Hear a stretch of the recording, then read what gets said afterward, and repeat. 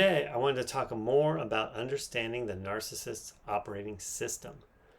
And this one is really for the people in relationship with narcissists.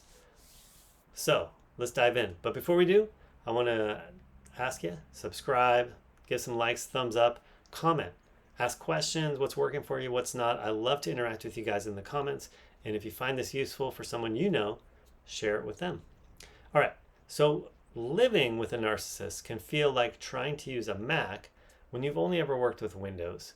Their operating system is just different. Understanding the narcissist's self-referential processing is really a first step in navigating the relationship. Now, my thoughts about this video and what I want to share with you is really focused towards the person in relationship with the narcissist. Though, if you're the narcissist, this is probably useful too, as some foundation that maybe you can share with your loved ones. And yeah, maybe it's ironic a little bit for the narcissist to tell the other people how to interact with them. I get it. It's not lost on me. But I'm not doing this in a way that like saying I should stay the same and you guys should change to make things better. I think that there's a big gap in understanding how narcissism works, and that gap leads to a lot of problems that perhaps could be resolved by a little better understanding of the picture and what you can do with it. So, as you're probably aware, narcissists experience the world through a self-referential framework. And it doesn't mean that they're just bad or evil or something wrong with them because they think what's in it for me or how does this affect me. That literally is the baseline where the narcissist brain begins. And you can try to change that, though I think that would be a losing battle. Rather than understanding it, approaching it with an open mind, and then operating with that awareness that there's not something wrong with that. It's just a different way of looking at the world. So it's not really like selfishness, though it can be when it's unconscious. It's really the authentic way of understanding the world for the narcissist. So when I'm in an emotional situation, when someone shares an emotional situation with me, I relate it back to my own experience. Naturally, or fundamentally I do that, but also even if I'm interested in connecting with the other person, which I am now that I'm on this adventure of waking up to my narcissism, it's still the baseline, but I use it as a way to create connection, because I can't just stuff myself into the box of being an empathic person when that doesn't happen naturally for me, at least yet. But I can think, what's in this for me, or how does this affect me, as a starting point to connecting with the other person.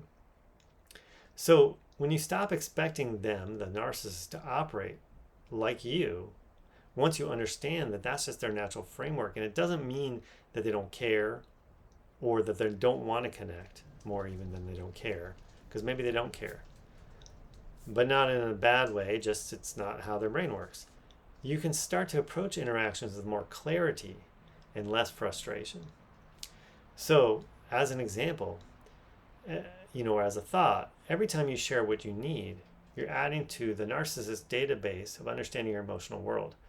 So, what I think happens by my observation with a normal person interacting with another normal person, there are sort of some framework or foundational things that their emotional brains and stuff work, that they have an expectation without even realizing it, and the other person meets that expectation because that's just how normal people work. But what happens a lot is the normal person shares with the narcissist, and still, even if they're not aware, has those same expectations, which the narcissist can't fulfill in the way that normal people do. And that can lead to a lot of frustration, anger, bad feelings, all that kind of stuff. But sharing what your needs are in a very basic way, a very elementary way, actually can be useful.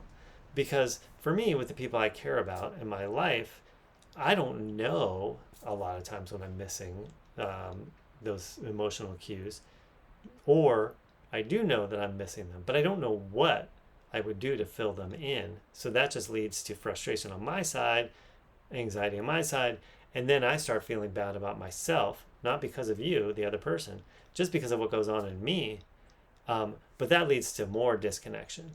and more bad feelings. When you start feeling bad about yourself, thinking there's something wrong with you, you block, even you put that block between you and that empathy even stronger.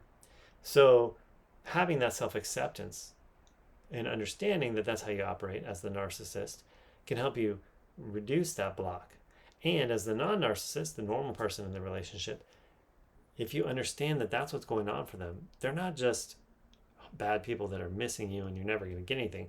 They might really care or want to care or really want to connect.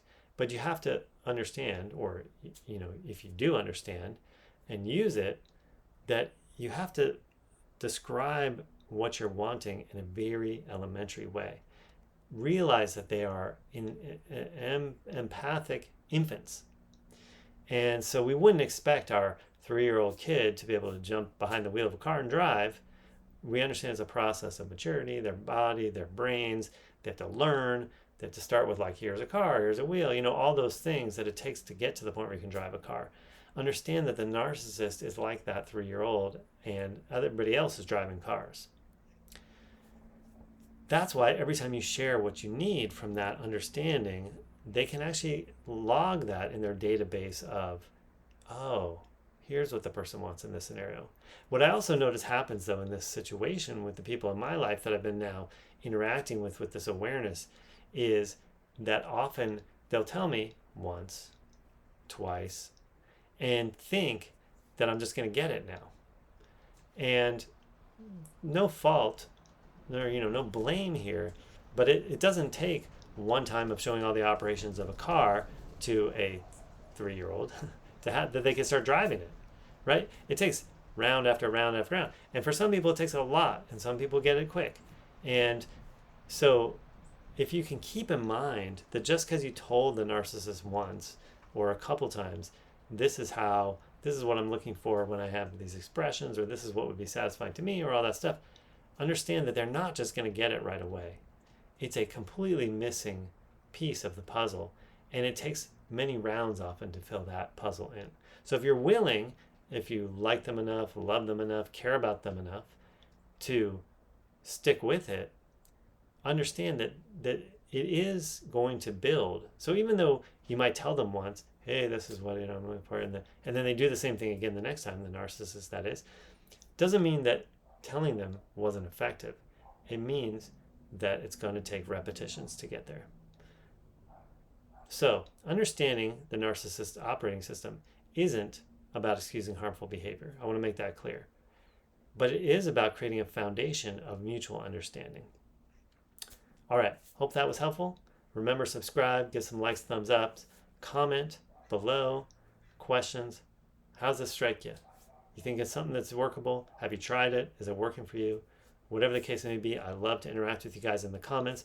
And if this would be useful for someone you know, share it with them. The narcissist in your life, the non-narcissist in your life, whoever it might be helpful for, go ahead and give that a share. All right, we'll see you next time.